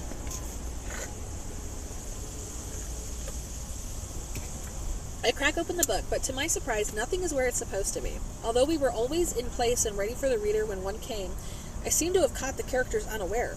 On page 11, in the Enchanted Forest, the fairies are braiding each other's hair. On page 31, the trolls haven't bothered to rebuild their bridge. The mermaids aren't even on page 27, having swum off to sun themselves on Ever After Beach. I realized that when I was in the book, everything ran like clockwork. It was because Frump was there barking orders. I glance at him, and he shakes his head and rolls his eyes as if to say, amateurs. Flipping through the story, I try to find Edgar, but he is nowhere to be seen, which is particularly troubling since as the main character, he's supposed to be present on practically every page. We locate Socks lolling on his back in the Unicorn Meadow with Humphrey. As they look up at the clouds passing by, Socks, I say. He scrambles to his hooves. Hi, Ollie, he neighs. Humphrey and I didn't hear you coming. Humphrey sits up, his entire body wriggling with delight. This is my new best friend. He's the biggest dog I've ever seen. He turns to Socks. I love you. Socks beams at this attention. And I love you. For heaven's sakes, I sigh. Where's Edgar? I don't know, Ollie. I haven't seen him at all today. Then who's running the book? Socks whinnies. I guess nobody, he says. Since Frump disappeared, everyone's been left to his own devices. Frump barks at the book, drawing Socks' attention. Hey, he cries. You look really great. I guess it's not true what they say about how the outside world puts on 10 pounds. Socks, where can I find Orville? I ask. Oh, he's getting his teeth cleaned, Socks says. Thanks, I say. Hold on to your horses, Humphrey wraps his paws around Socks' hindquarters as I flip through the book to page 37, where Captain Crab leans over Orville as he reclines in the commander's seat of the space shuttle. Hello, laddie, Captain Crab says from behind the paper surgical mask. Orville tries to speak, but he has a mess of instruments in his mouth. One wee moment now, all right? Spit. Captain Crab orders, holding a cup for Orville, who then reveals a blinding white smile. You're missing out, Oliver. These new space chairs are so much more comfortable than the old brawl ones on the pirate ship. Orville, Delilah asks, have you had any luck? Orville shakes his head. This is the first free moment I've had since you last opened the book, and I've already rescheduled twice. There have been more pressing matters. He exchanges a look with Captain Crab. The book is not reacting well to all these changes, he confesses. It's in a stage of degradation. Captain Crab interrupts. He means to say it's fallen apart at the seams. How? I ask. Orville sits up, ripping the paper bib from around his neck. A sinkhole has opened on Ever After's beach that's pulling trees from the Enchanted Forest into its depths. It's already taken out 5 fairy huts. Part of Pyro's cave collapsed yesterday. Thank goodness he was out when it happened. Isn't the book fixing itself like it usually does? That's the problem, laddie, Captain Crab says. It hasn't responded that way since Frump left. It's as if the book has lost so much, Orville muses, that it has just given up. Who are you guys talking to? Delilah and I freeze at the sound of Joel's voice. She comes into the bedroom wearing Chris's jacket. On the page, Orville and Captain Crab look at each other panicked, unsure what to do. Usually when the new reader arrives, there's a cue. The opening of the book and Frump's orders, but in this case, no one is there to correct their place to act out the story. It's okay, Delilah says to them. She lifts the book to her chest. Joel, remember when I told you that the characters in the fairy tale I read over and over again were talking back to me? She narrows her eyes, yes. You said you believed me back then. Yeah, but that's what you always say to your best friend. Jules points out, if you told me you were going on vacation on the moon, I would have nodded along too. Well, the thing is, Delilah says, I wasn't lying. She turns the book so that the pictures are facing Jules. Captain Crab and Orville awkwardly wave. Jules grabs the books from Delilah's hand. This is insane, she murmurs, turning it over and shaking it. Please stop, Orville yelps. Where are the batteries? Jules asks, peering at the end papers. Is this like Next Generation e-reader or something? She turns the book upright. Orville and Captain Crab are tangled up in a heap at the bottom corner. Suddenly the page lifts, although Jules hasn't touched it. It flips backwards, and the next sheet does the same, and so on. A cascade of paper like a curling wave. What's happening? Delilah whispers. I have no idea. I've never seen this before.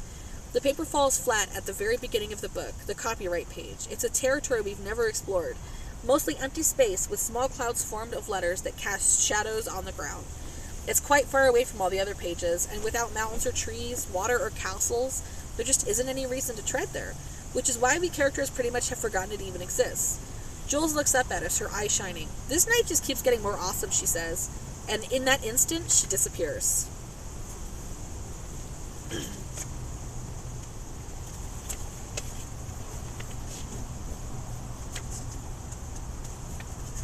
Alright, so I'm going to read the last chapter for this video, and we are starting on Edgar. So Edgar's point of view, he's the one who's in the book right now. He switched places with Oliver. I'm going to kill him.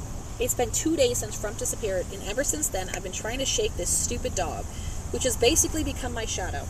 I love biscuits, Humphrey says, as he walks beside me, practically vibrating with joy.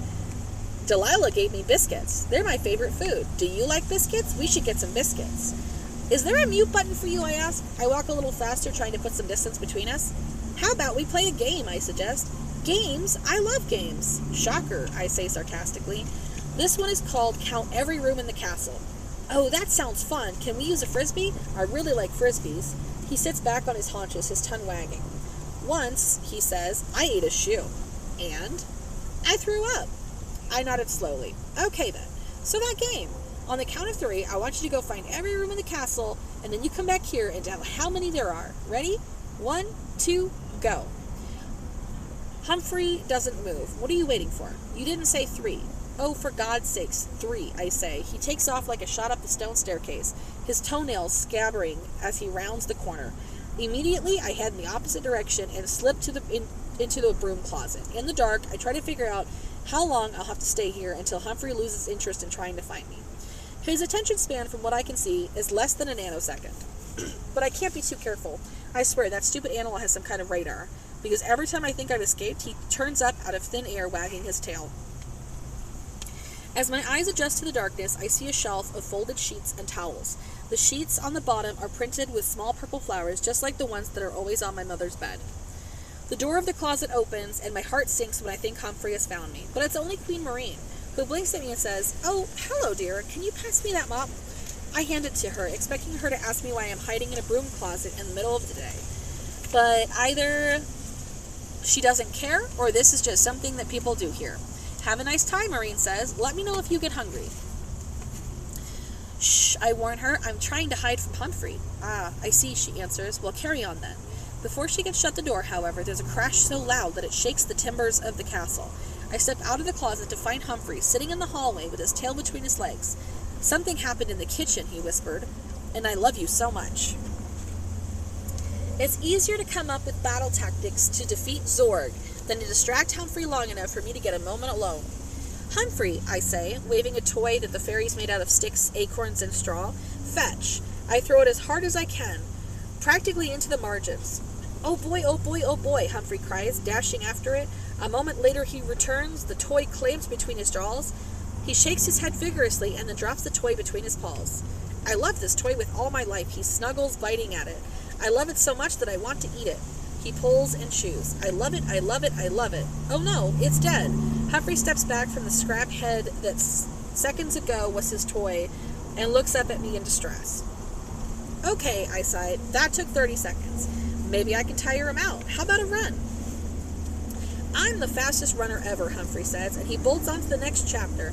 I jog after him as he dashes ahead and then loops back just to make sure that I'm still here. He tracks a scent nose down through the enchanted forest, weaving through the trees. He dog paddles across the ocean and circles around Orville's lab. Finally, at the base of Timber Tower, he skids to a stop, panting. That was so fun. Let's do it again. I could totally keep my eyes open. I'm not falling asleep at all. And then he conks to the side, snoring. I sigh. Finally, I probably have less than a minute till he wakes up again, and I'll have to find another way to distract him. My gaze falls on the tower rising before me. Dogs can't climb. I grab onto the stone cliff that leads to the tower, fumbling for a hand and foothold. Hoisting my weight, I start to inch upwards, swallowing the nausea that hits me like a wave when I look down at the churning ocean. Finally, I reach the open window of the tower where Seraphima is imprisoned in the story and hurl myself inside headfirst, landing unceremoniously in a heap on the floor. Thank God, I think. Peace and quiet. What are you doing here? A muffled voice comes from a pile of quilts from across the room. I squint. Seraphima? I never seen her like this. She's wearing a nightgown and mismatched socks. Her hair looks like there are small woodland creatures hiding in it. And I'm pretty sure it's been days since her last shower. I say, are you feeling all right? No, she wails, bursting into tears. I don't know what is happening to me. No one has left chocolates on my pillows at night. I can't find my slippers anywhere. There's been no breakfast waiting outside my door.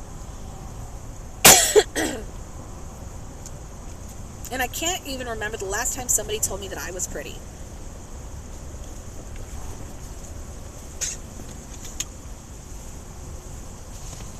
Let me get some more water.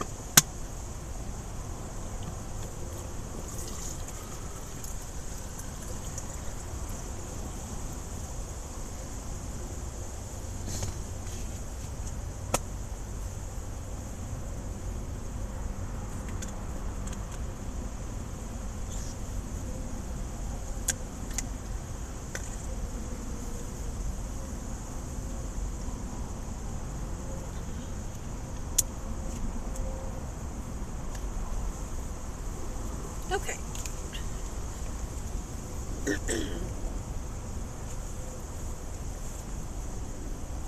I suddenly remember Frump telling me once that he had to go make Seraphima's bed as part of the continuing ruse to let her believe that she was a true princess.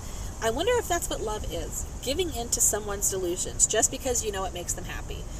You know what you need, I say? A change of scenery. I'm trying to get rid of a dog. Seraphima wails even louder. I miss Frump.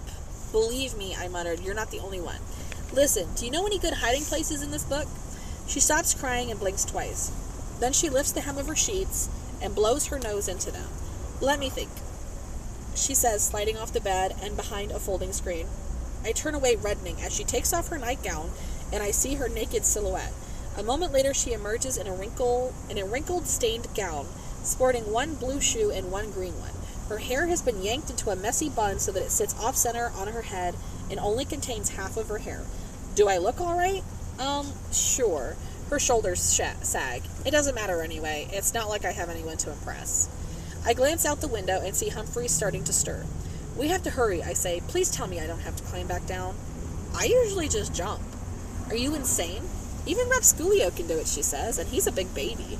She hikes her skirt up and hooks one leg over the windowsill with a smile. She hurls herself out. Seraphima, I yell. I hesitate for only a moment, glancing down at the waves breaking over the rocks below and her body, which grows smaller and smaller as she falls. And then I dive after her. This hero thing sucks. The ground is rushing up at an alarming pace. I find myself thinking, this is how I die. Flashing before my eyes are all the things that I will miss most. My mother, the new Star Wars movie premiere, meatballs and spaghetti.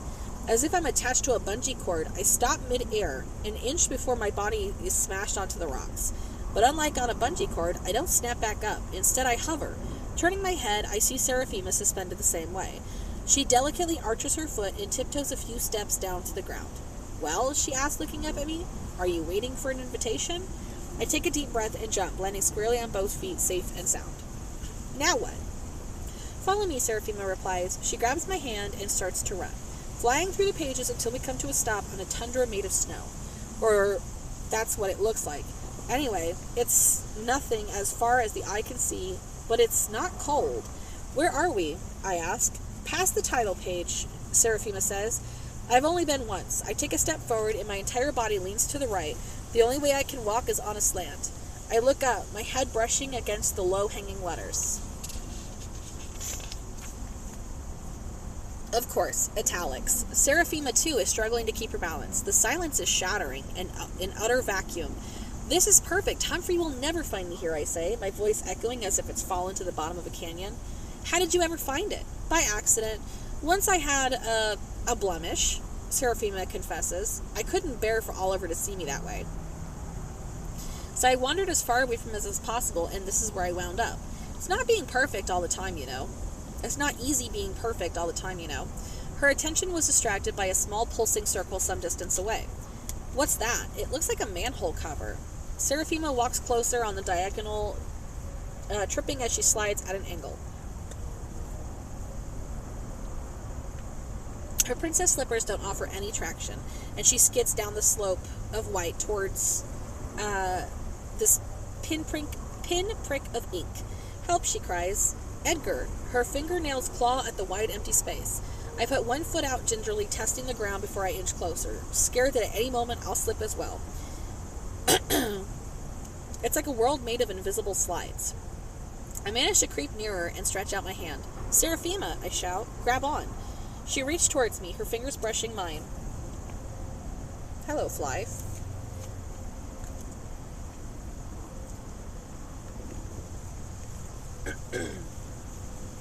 that tiny movement sends me barreling head over heels.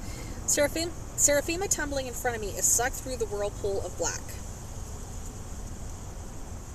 I reach my hand out to brace myself, realizing that the swirl vortex is the letter C surrounded by a circle.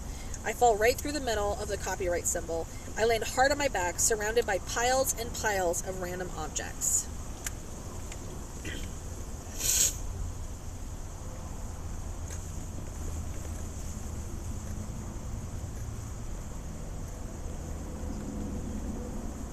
There are potion bottles and swords and armors, a statue of a golden leopard with jeweled emerald eyes, a baby carriage and a prisoner's chains, and a stack of mattresses, a glass slipper, a genie's lamp, and a red cloak, a spinning wheel, and a beanstalk so high that I can't see its top. There are heaps of coins and treasure maps, abandoned bicycles, a half-inflated hot air balloon, a black witch's hat. Across one wall is a bookshelf that stretches for miles, stuffed with tiny bound manuscripts and labeled with a brass plaque that reads alternate endings.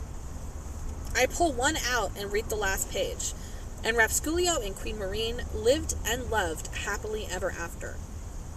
Wow, I breathe, craning my neck to look around. Edgar, Seraphima's voice emerges from a pile of plundered jewels. I haul a pirate's chest out of the way and untangle her from the ropes of pearls. What is this place? It's an Easter egg, I say. In video games, the creators sometimes leave behind inside jokes or messages for players to find. They can trigger a secret game level, or a hidden shortcut. I glance around in wonder. I think this is the portal to my mom's imagination. These are all the stories she read that led her to create this one, and all the plots she decided not to write. I know that if I try to sift through all of this stuff, I will never find the end. This room, wherever it is in the book, is as limitless as my mother's dreams. Seraphima reaches for the fur coat and slips it on. As soon as she does, the hood tightens around her neck and two yellow eyes glow on the top of her head. "Take it off," I yell, struggling to yank it off as it holds on tight to her. We tumble backwards, landing in an awkward heap. Seraphima's knees firmly jabbed into my chest. "Don't touch anything," I grit out. "We don't know what these things are or what they'll do to the story if we disturb them." She frowns, disappointed, and gets off of me in a tangle of silk and petticoats. I get to my feet, and that's when I notice the painting. The king wears a golden crown and an ermine-lined velvet robe. In one hand, he carries a golden orb. In the other arm, he cradles a baby. I know this picture. Except when I've seen it before, it's on my mother's desk. The man is wearing not a crown, but a baseball cap. His royal robes are the Boston Red Sox t-shirt and jeans. The golden orb in his hand is just a baseball, and the baby he holds is me. I can't stop staring at my father's face, and maybe that's why I didn't notice Seraphima moving towards another pile of knickknacks. "Ooh, pretty," she cries, lifting a small hinged enamel pillbox. Written in silver calligraphy on the lids are the words "Heart's Desire." She flips it open to reveal a tiny pot of pink gloss. "Seraphima," I call out, "don't," but it's too late. Dipping her finger into the dish, she touches the makeup to her lips.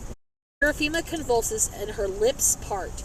Smoke snakes from her throat, spelling out 5 letters. F-R-U-M-P. The smoke swirls, wrapping around her body from head to toe, consuming her whole. I scream her name and leap forward, trying to pull her free and tackle her. As the cloud around us dissipates, I climb off of her. "Are you okay?" I ask, and then my jaw drops. Oh no. The girl staring up at me has blue hair, piercings, and combat boots. "Who the hell are you?" I say. And there is the photo of Seraphima putting on the pink lip gloss. Ta-da! Alright. So that's going to be it for today. And I will start back tomorrow on the new chapter of Delilah's point of view. Alright. That's that. Not bad. Got that far through the book. I will see you guys tomorrow for more book reading. I'm gonna put that book over there. There we go. All right. Bye, everybody.